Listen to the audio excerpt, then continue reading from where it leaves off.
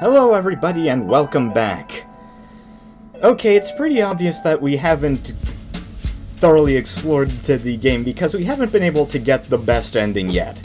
So, this time we're going to be getting everything. Everything we need for ending A. And a couple of other things besides. So, now we can actually enter the Cursed Mirrors and deal with the Red Rooms. So, we're just gonna set about doing those. Oh, and we can also go into the Black Armor room in the Chamber of Illusions. And I'm drowning.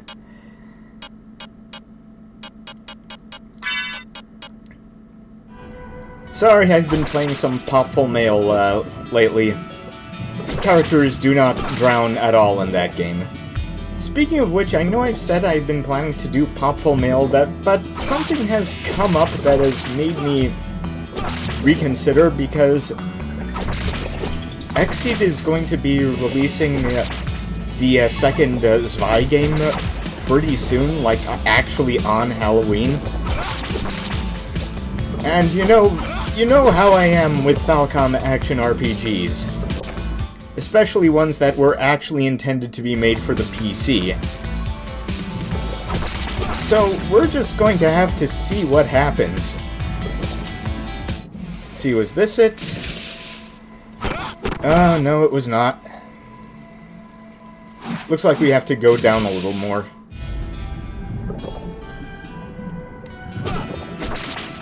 So yeah, there's that sort of thing going on.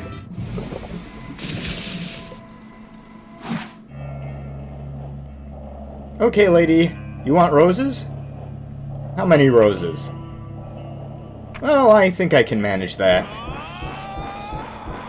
Life regeneration. There are your roses, lady. And a lady with roses.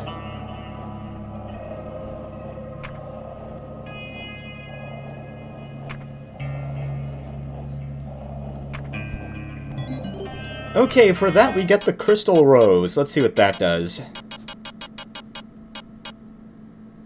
It powers up the Lisa's life recovery ability. Well, that's actually pretty nice. We'll just have to see how much it powers it up later. So that's one room down, 3 to go, plus the Cursed Mirror rooms.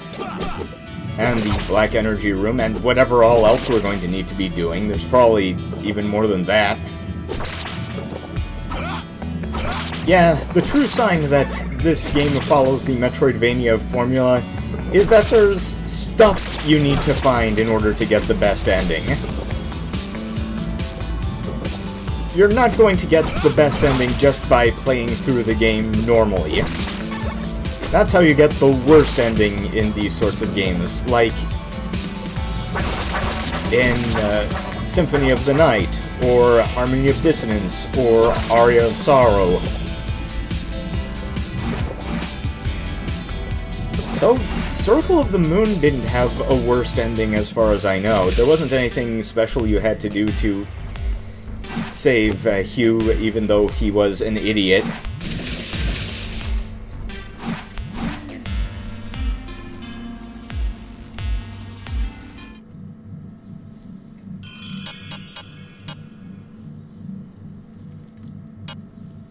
Okay, which earldom had it? Well, actually both of them did, but we're going to go to La Tourvel first.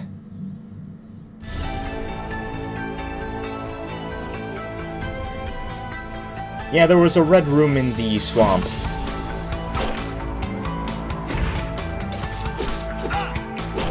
Oh, to think that these enemies used to cause me trouble.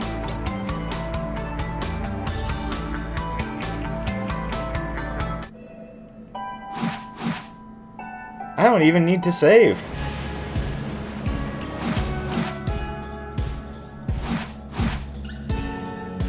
Anyway, even though this game is winding down, Mig is probably not going to let me rest, because he's actually working on another game, which is Wallachia Reign of Dracula, and from what little I've managed to put together from his posts and stuff, The game is going to involve the character playing a monster hunter who ends up in Wallachia on work. However, she ends up being caught up in the power struggle between Vlad III and his brother, was it Radu or Daru? One of those two. Well, Mr. the Beautiful, as it were.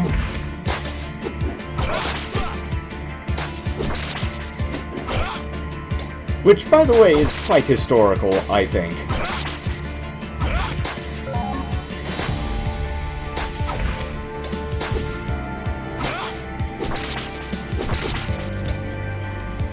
So we're going to have to be dealing with Dracula before Vampire.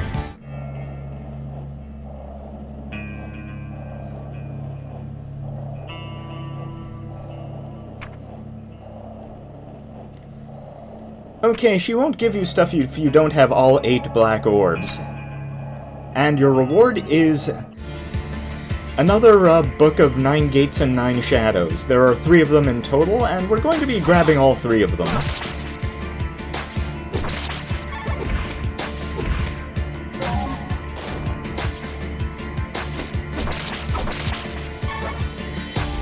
All we need to do is just head back to the portal. Yeah, I'm still treating these as dangerous because they can poison you. It's pretty much the only thing that can still deal damage to me, and I'm wondering why I didn't equip the poison resist amulet at this point. Necklace? Collar? Whatever.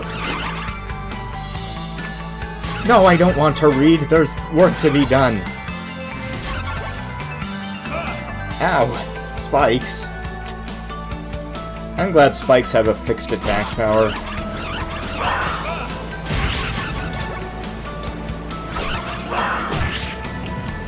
If I want spikes with scaling damage, I'd be playing La Mulana.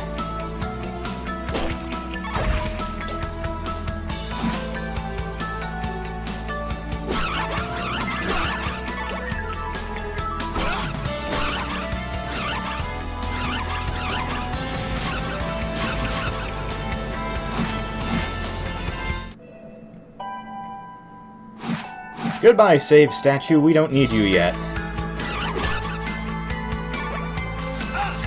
Okay, there are invisible enemies here, but it's no big deal.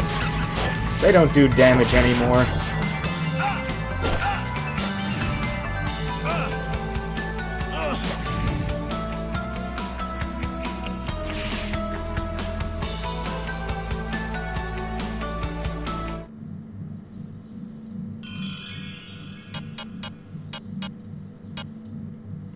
Let's see, where should we head to next?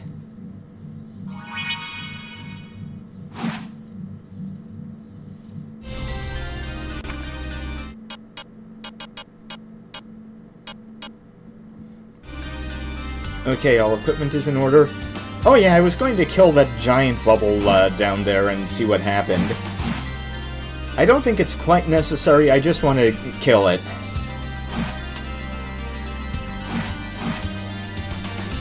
But before that, we're going to go to the illusion chamber, because I want to see what's behind that black barrier.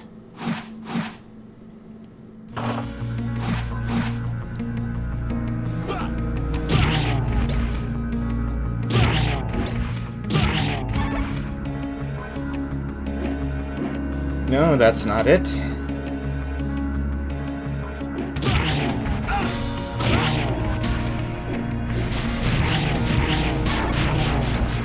Money that I do not need.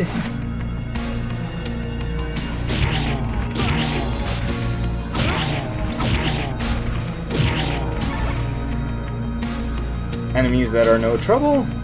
And down we go.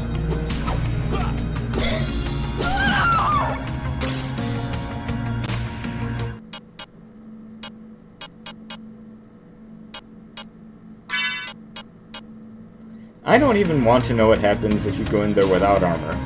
And for our troubles, we get the Mars Ring. The second most powerful attack-boosting ring in the entire game.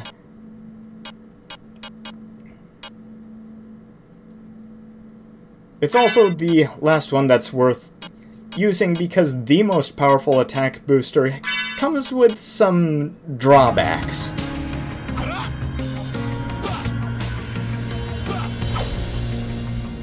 Some very extreme drawbacks.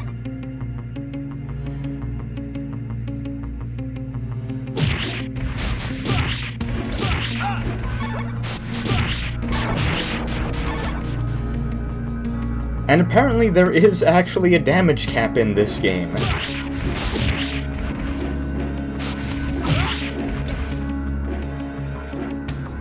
Not that you're ever likely to hit it against bosses, because rosaries neither spawn that often during boss fights,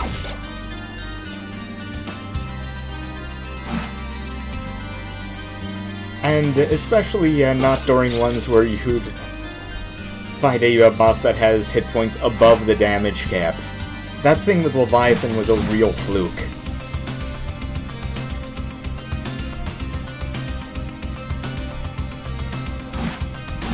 Right, the giant bubble.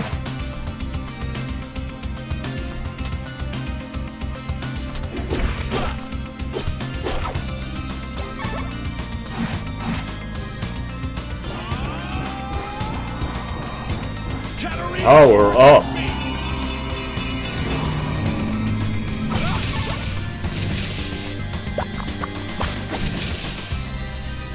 Okay, big guy, let's see what you got. You've got a whole lot of hit points, but not much damage. And I got absolutely nothing.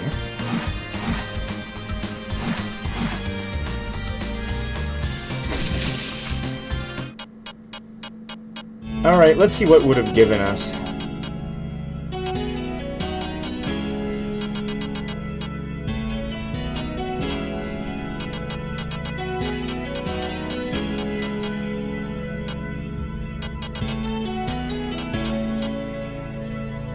The Aura Headband. I think I already have that.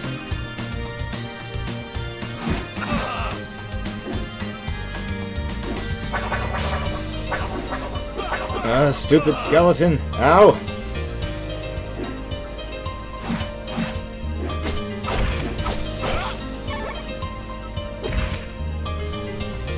No daggers.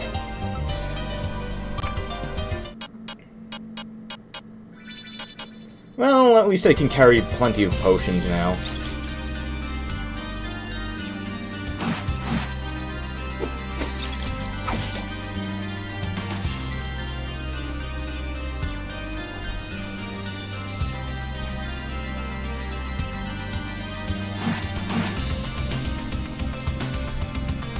So, on to the next room.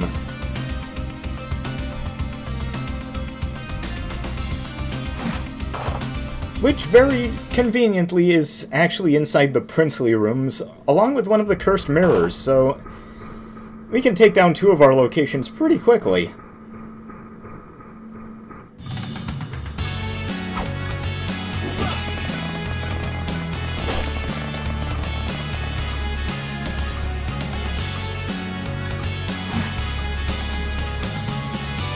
Careful. That was not being careful.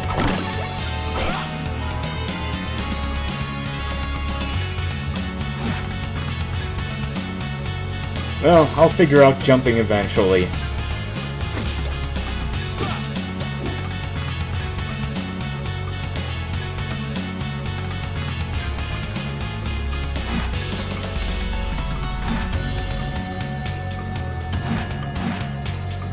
There we go. So it's back to the princely quarters and all of Death's stuff. We didn't completely loot the place because, well, we didn't have everything we needed to do that sort of thing. Goodbye, sir. Just a burglar. Don't mind me.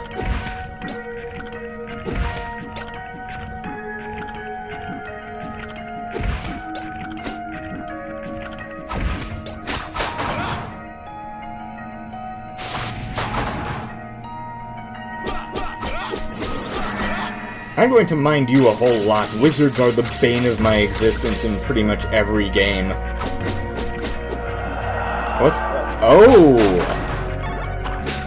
I'm gonna show you what that's all about as soon as I get to the end of this room, I think. The Ring of Fury gives you an incredible attack boost, but reduces your defense to negative 250. Which means that any hit done to you adds 250 damage on top of its normal damage. There's actually a special game mode called Ring of Fury mode, where you have to play through the entire game with the Ring of Fury equipped.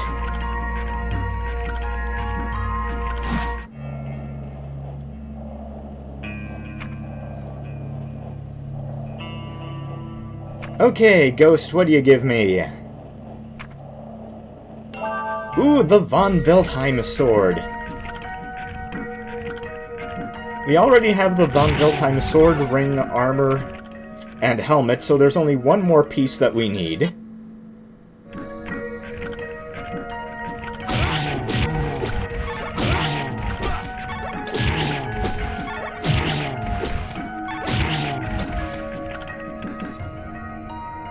But first, Amazing Mirror. And now we save, because we're in a place that's actually still dangerous to us.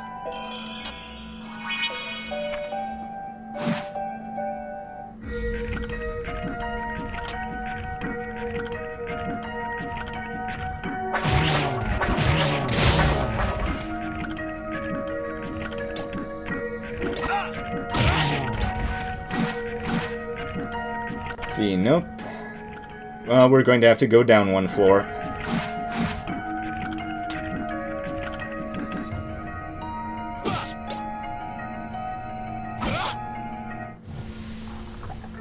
And this room again. It's nothing too special. It wasn't much of a problem for us, even the first time we were here.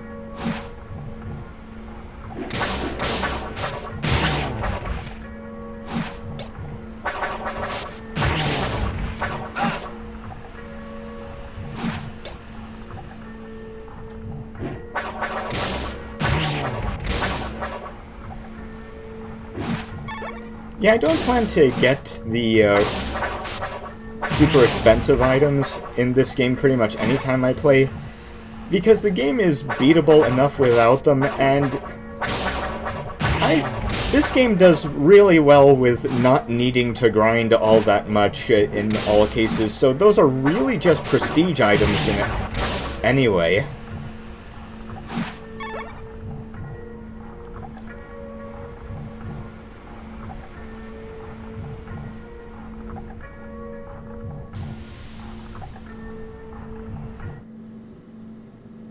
Okay, what do you got for me, Mirror? The Ring of Arcana. Okay, if you want the rare items, this is the ring to equip, because it increases the rare drop chance of, the drop chance of rare items from 3% to 32%. So it's essential if you want all of that rare junk. I'm not going to be going for all the rare items, but if you want all the rare items, you know, go for it. Some of them are pretty good.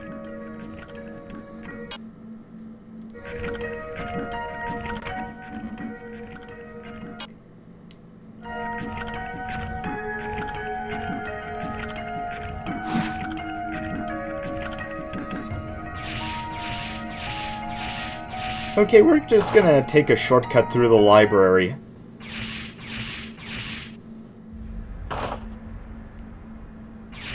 Because that'll actually take us closer to one of the portals. And besides, falling is pretty fast.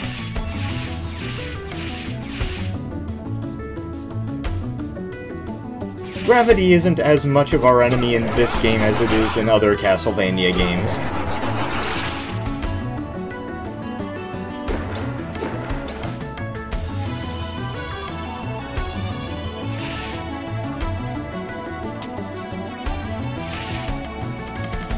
And out we go. That should take us pretty close to where we need to be.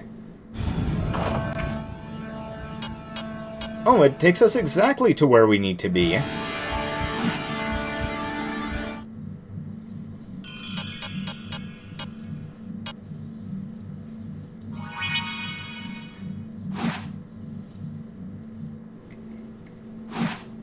So we're gonna hit another cursed mirror down here. It's in the hallway with all of those skeletons that throw curse bones at you.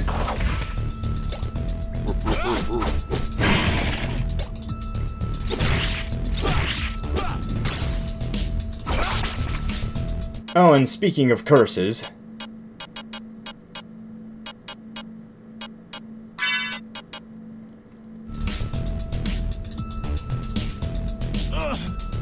Now we're ready to jump on spikes. Because that's what this game is all about, apparently.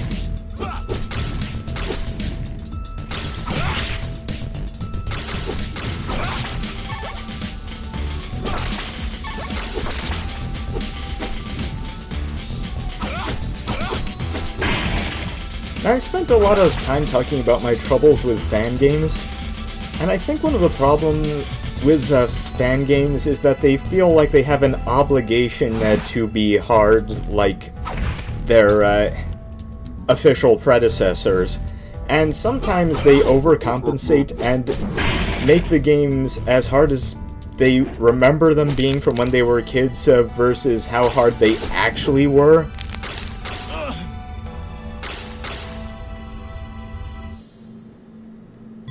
Ooh, we need that.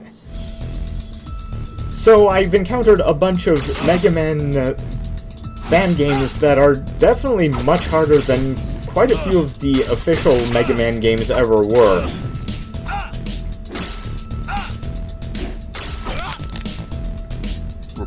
Like Mega Man Rock Force, which I really want to beat but can't because it's harder than Mega Man 3 ever was.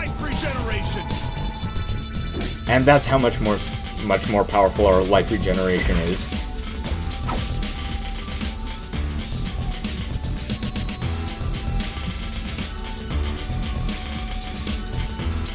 So, I think if you're making a retro throwback and are trying to decide on what kind of difficulty you're going for, I think Shovel Knight is actually the best target to aim for.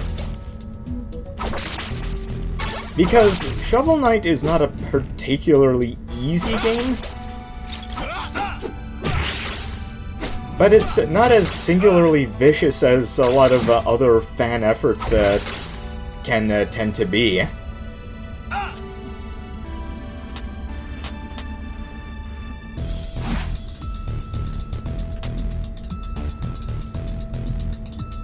I think the best description of Shovel Knight, by the way, is it's as good as people remember NES games being.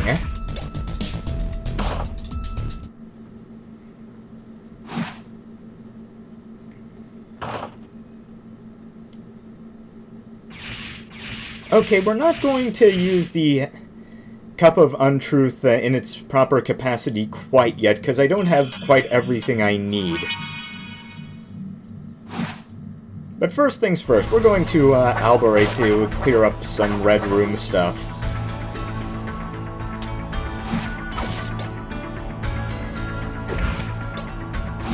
We only have one more to get, and then we can do the final Cursed Mirror. Oh yeah, I forgot to get the item at the top of that, the top of the alchemy room in the university, and it's a heart extender. So it's not strictly necessary considering how many hearts I actually have, but it's a nice thing to stop by and get if you want it.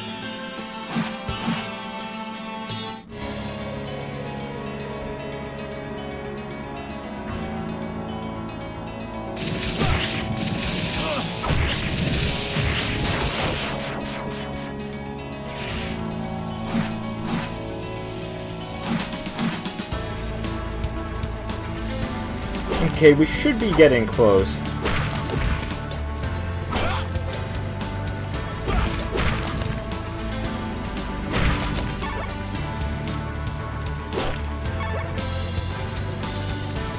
Well, not close enough, I guess.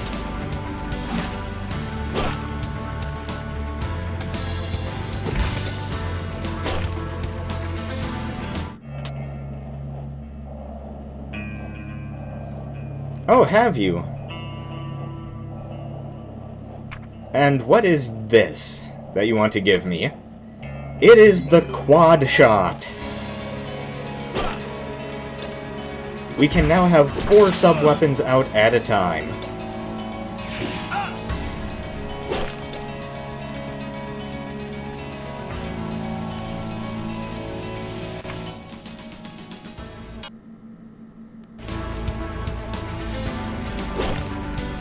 So that takes care of all the red rooms, and all that's really left is to do the cursed mirror in the horror gallery, and find out what the Cup of Untruth has opened up for us.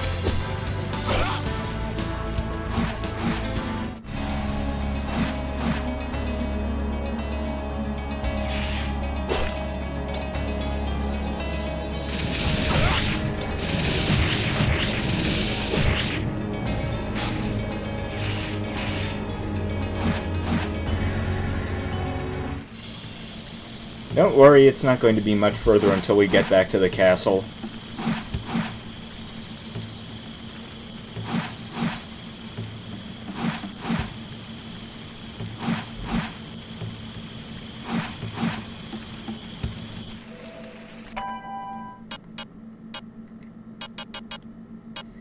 And yeah, the only relic that we're missing is the map of Cervinia, which I didn't buy because I needed the money for other things. Like living.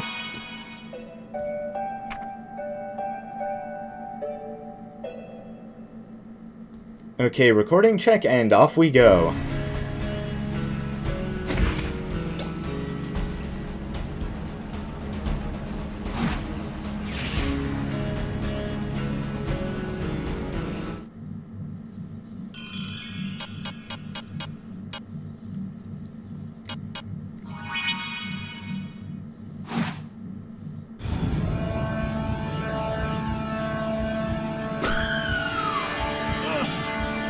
Let's bypass all of these losers.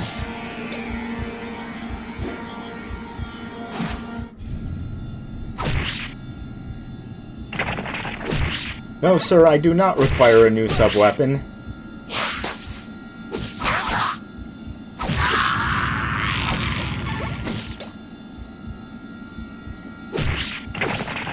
Why, no, sir, I do not want to talk about being saved by Lucifer.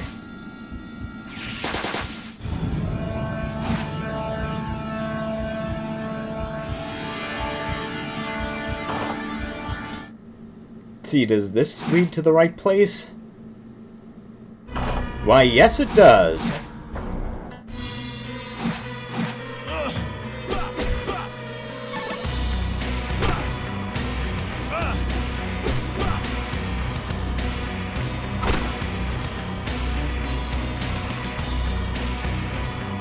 You know, I wonder if Bloodstained is going to have the same sort of deal where you can only get the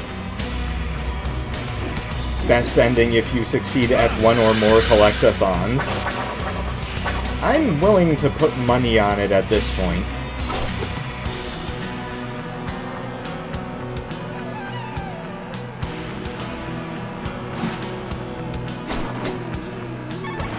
Okay, the last cursed mirror. Oh, another music sheet? And we're going to equip the fake Lecarde sword for a very good reason. That reason? How long do you plan to be content? Get free! Okay, the second fake Lecarde fight. We cannot beat him without equipping the fake Lecarde sword, which does as much damage to him as the normal Lecarde sword does to normal enemies. Thanks to the huge damage we can do with it, this fight is nowhere near as difficult as the first fake Lecarde fight.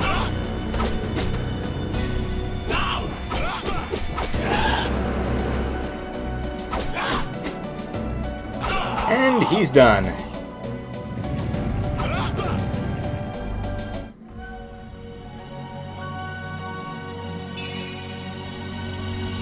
Oh, thank you, sir. Thank you. And there's the Von Wildheim pendant.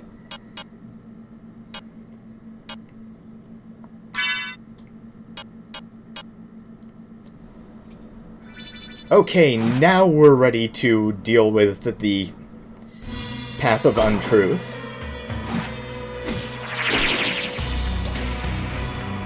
Once everyone stops throwing bones at me and all that.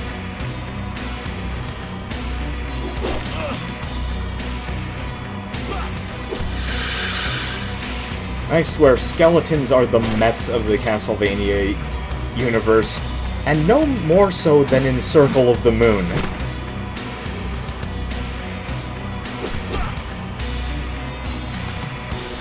Because there's a ridiculous number of skeleton enemy types in that game.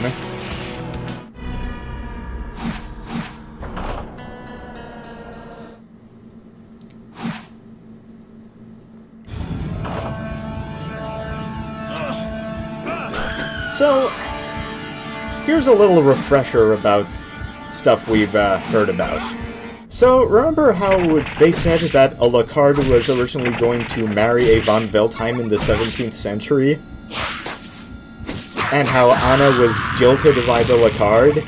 And how she killed herself and asked for herself to be buried in her wedding dress in her suicide note?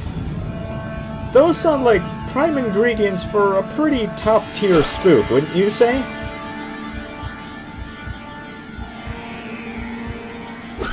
Well, I'd just think about that for a little bit.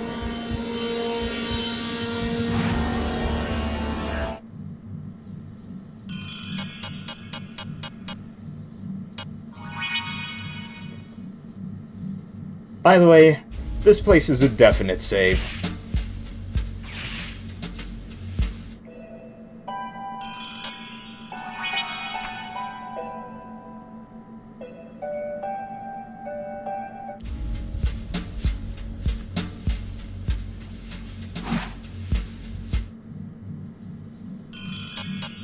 Okay, back to the Garden of the Dead.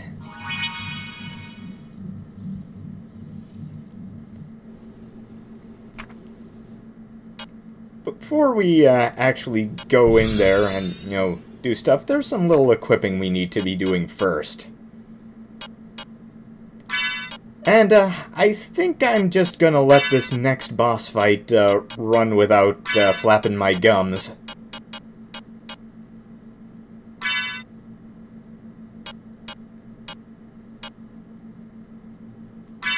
And now we're ready.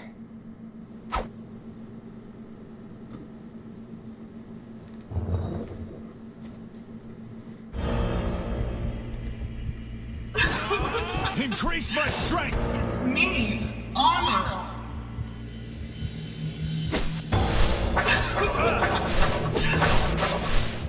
My darling, kiss me.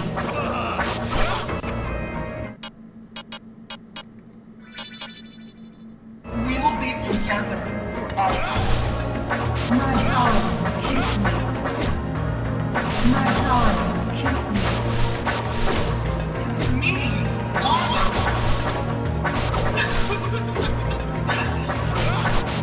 It's me, Honor! My darling, kiss me. My darling, kiss me. We will be together forever. My darling, kiss me.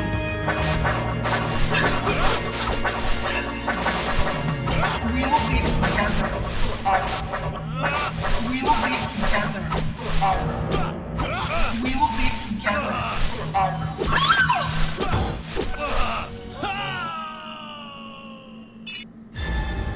Remember, ties go to the home team. So yeah, Anna von Wildheim can be a very nasty boss if you let the wedding ghosts get out of control, because they can equip 2 status ailments on you, stunned and weakness.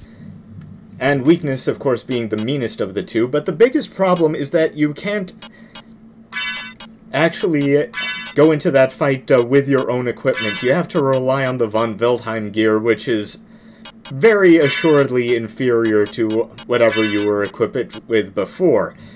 You only have 40% resistance against any of the ailments that are being thrown around in great quantities. So controlling the ads is the key to winning the fight. So let's try that again.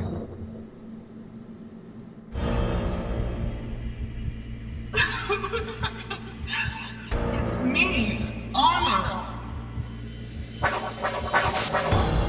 will be together forever. We will be together forever. We will be together forever. We will be together forever. It's me, Honor. We will be together forever. My darling, kiss me. My darling, kiss me. It's me, Honor. My darling, kiss me. We will be together forever. And there we go.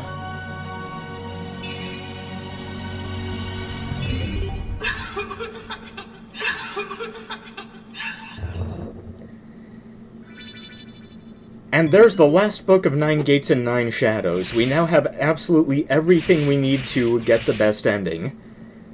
Now, the thing about that Anna von Veldheim boss fight is that when you win, it's not quite clear whether you've actually fully laid her to rest or just beat her down enough that she gave up on following you for the time being and is still pining for her lost Lecarde love.